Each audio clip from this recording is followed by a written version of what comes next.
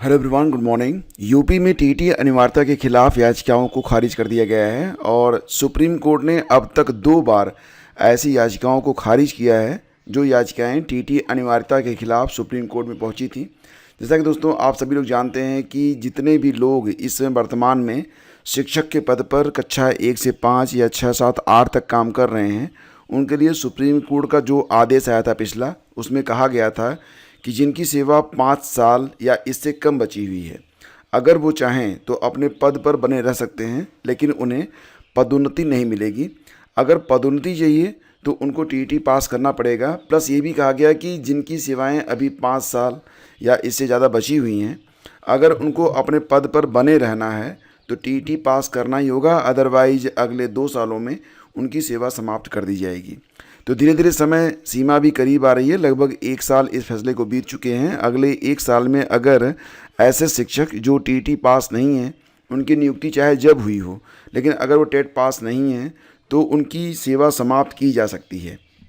फिलहाल दोस्तों supreme court ने अब तक 2 बार यानी कि 17 नवंबर 2025 और 10 अप्रैल 2026 को यूपी के शिक्षक संगठनों की याचिकाएं खारिज कर दी हैं। दोनों मामलों में कोर्ट का रुख बिल्कुल साफ है कि आरटीई कानून और टीटी की अनिवार्यता पर कोई ढील नहीं मिलेगी। प्रयागराज समेत पूरे उत्तर प्रदेश के लाखों शिक्षकों पर अब टीटी पास करने का दबाव बढ़ गया है। जिन शिक्षकों की 5 साल से अधिक की सेवा बाकी है, उन्हें 2 साल के अंदर टीटी पास न करने पर नौकरी गंवानी पड़ सकती है, जिसमें लगभग 1 साल का समय बीत भी चुका है। तो कक्षा 1 से 8 तक के सभी सरकारी शिक्षकों को शिक्षक पात्रता परीक्षा यानी कि टीटी पास करने की अनिवार्यता से राहत मिलने के आसार नहीं हैं। सर्वोच्च न्यायालय ने 10 अप्रैल 2026 को Uttar Pradesh junior high school teacher पूर्व माध्यमिक एसोसिएशन की रिट याचिका को पूरी तरह खारिज कर दिया। न्यायमूर्ति दीपांकर दत्ता और न्यायमूर्ति सतीश चंद्र शर्मा की खंडपीठ ने कहा कि याचिका में इस कोर्ट के पहले दिए गए फैसले को ही चुनौती दी गई है, इसलिए इसमें कोई दम नहीं है। इससे पहले 17 नवंबर 2025 को भी सुप्रीम कोर्ट की न्यायमूर्ति पी.एस. नरसिम्हा और न्यायमूर्ति अतुल एस. चंदूरकर जी की खंडपीठ ने United teachers association UTA Uttar Pradesh की रिट याचिका को खारिज कर दिया था। उस समय कोर्ट ने साफ कहा था कि याचिका की सारी प्रार्थनाएं 1 सितंबर 2025 के अंजुमन इशाते तालीम ट्रस्ट बनाम महाराष्ट्र राज्य के फैसले से पहले ही तय हो चुकी हैं। तो दोस्तों आप जानते ही हैं कि 1 सितंबर 2025 को सुप्रीम कोर्ट ने आरटीई एक्ट के तहत गैर माइनॉरिटी स्कूलों में टीटी को अनिवार्य माना था। सेवारत पुराने शिक्षकों को भी टीटी पास करना मस्ट है।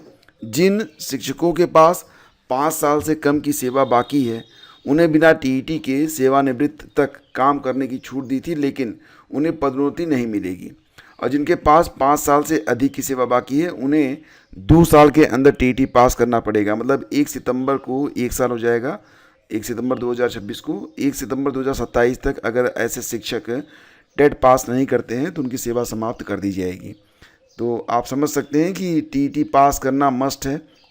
और जितने भी ऐसे अध्यापक हैं वो भाई अपना संघर्ष कर रहे हैं, करते रहें, लेकिन साथ ही साथ ये भी है कि आप लोग ना पढ़ाई भी करते रहें, क्योंकि राहत मिलने के आसार नहीं हैं। हालांकि टीटी की अनिवार्यता को समाप्त करने के लिए शिक्षकों ने सोमवार को लखनऊ में मशाल जुलूस भी निकालकर प्रदर्शन किया है। एनीवे ये प्रदर्शन बहुत लंबे समय से हो रहे हैं, लेकिन इसका कोई खास प्रभाव नज़र नहीं आ रहा है।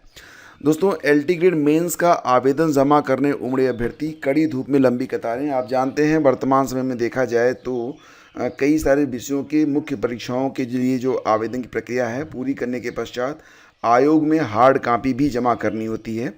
तो हिंदी, गणित, शारीरिक शिक्षा और सामाजिक विज्ञान की प्रारंभिक परीक्षा में जो उम्मीदवार सफल हुए हैं, अब वो मेंस के लिए आवेदन कर रहे हैं। आपको पता ही है कि हिंदी, गणित, शारीरिक शिक्षा, सामाजिक विज्ञान की प्रारंभिक परीक्षा में आवेदन मेंस के लिए जो लोग कर रहे हैं, आवेदन करने की वेबसाइट के थ्रू लास्ट डेट 17 अप्रैल है, जबकि आवेदन पत्र को डाक या व्यक्तिगत रूप से जमा करने की लास्ट डेट 24 अप्रैल है। और इसके अलावा कला, संगीत, कृषि, उद्यान, कर्म विषयों के लिए ऑनलाइन आवेदन की अंतिम तिथि 13 अप्रैल थी और इन विषयों के अभ्यर्थियों को अपने आवेदन पत्र 20 अप्रैल तक आयोग कार्यालय में जमा स्वयं या डाक से कर देना था। तो अब यहाँ पर भारी भीड़ उमड़ रही है, जैसा कि आप देख पा रहे हैं। और निश्चित तौर से अगर काउंटरों की संख्या बढ़ जाती तो अभ्यर्थियों की मुश्किलें जो थी वो हल हो जाती। लेकिन आयोग सिर्फ एक काउंटर बनाया है, जिसकी वजह से ये भारी भीड़ यहाँ पर लग रही है। तो थोड़ी सी मतलब व्यवस्था को ठीक ठाक रखना चाहिए। आपको पता है कि इतने ज़्यादा लोग हैं तो कम से कम काउंटर बढ़ा देना चाहिए। और देखो दोस्तों, यहाँ कर्मचारी चयन आयोग ने वर्ष 2026 के सिलेक्शन पोस्ट फेज 14 के तहत 3003 पदों पर भर्ती की अधिसूचना जारी की है और इसके माध्यम से केंद्र सरकार के विभिन्न मंत्रालयों, विभागों और कार्यालयों में भर्ती की जाती है। तो ऑनलाइन आवेदन सोमवार से शुरू हो गए हैं, जो कि 4 मई रात 11 बजे तक चलेंगे। अभ्यर्थी आयोग की वेबसाइट से आवेदन कर सकते हैं। शुल्क भुगतान की अंतिम तिथि 5 मई निर्धारित की गई है। आवेदन में त्रुटि सुधार के लिए 11 से 13 मई तक सुधार विंडो को खोला जाएगा। तो अगर आप आवेदन करना चाहते हैं तो कुल 3003 पद हैं। यहाँ पर मैट्रिक स्तर, 10+2 लेवल, स्नातक और पीजी लेवल पर भी अलग अलग श्रेणियों में विज्ञापन जो है जारी किए गए हैं। इसके बारे में एक डिटेल वीडियो मैं आप लोगों को जल्द ही उपलब्ध करवा दूंगा, ताकि आप सभी पदों के बारे में, उनकी योग्यताओं के बारे में और आवेदन प्रक्रिया के बारे में अवगत हो सकें। 187 पदों पर पदोन्नत होंगे BEO, 87 की गोपनीय आख्या नहीं। तो यहाँ पर जो लोग खंड शिक्षा अधिकारी के तौर पर अपनी 10 साल की सेवाएं दे चुके हैं, उनकी पदोन्नति के बारे में बात हो रही है। तो इससे हमारा आपका कोई खास मतलब नहीं है। TT अनिवार्यता के विरोध में शिक्षकों ने जलाई मशाल। एंड 81 इंटर कॉलेजों में प्रधानाचार्य पद सृजन को मंजूरी, नई नियमावली से होगी भर्ती। तो दोस्तों, यहाँ पर जो ये 81 राजकीय इंटर कॉलेज हैं, इसमें 32 अभी निर्माणाधीन हैं, 49 बन चुके हैं। तो अब इसमें जो है सभी जो इंटर कॉलेज हैं, यहाँ पर प्रधानाचार्य के पदों का सृजन किया गया है और इनमें जो भर्ती होगी नियमावली 2025 के तहत की जाएगी। मतलब शिक्षा सेवा आयोग के थ्रू ही ये भर्ती आने वाली है। फिलहाल भर्ती कब आएगी इसके बारे में कोई नहीं जानता है, लेकिन इतना तो पता है कि बहुत ही जल्द, यानी कि 2026 में ही ये विज्ञापन आपको देखने को मिल सकते हैं। और एक बात और भी है कि अगर आप प्रधानाचार्य के पद पर आवेदन करना चाहते हैं तो आपसे यहाँ पर जो शैक्षिक अनुभव होता है उसका भी डिटेल मांगा जाता है।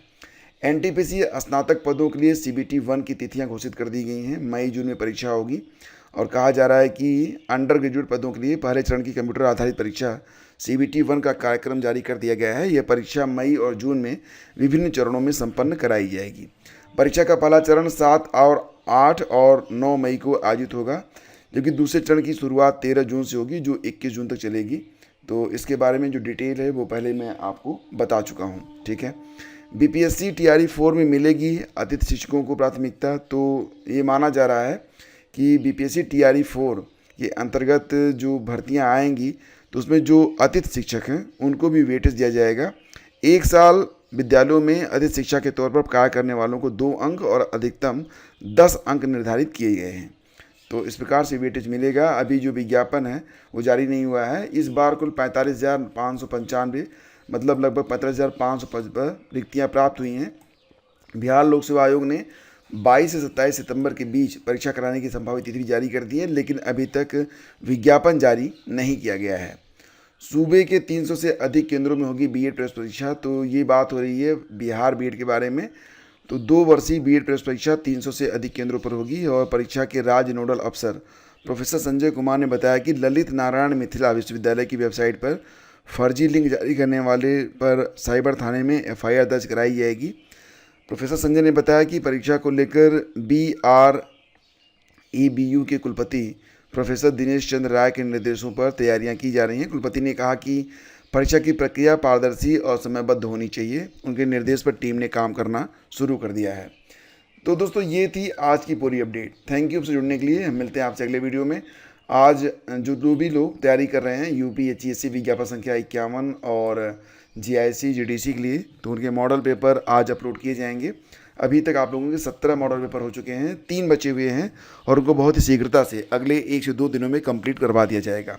आप सभी को बहुत बहुत धन्यवाद। Thank you. Have a great day. जय हिंद। जो लोग पेड ग्रुप में नहीं हैं, जुड़ना चाहते हैं तो डिस्क्रिप्शन चेक कर सकते हैं। धन्यवाद।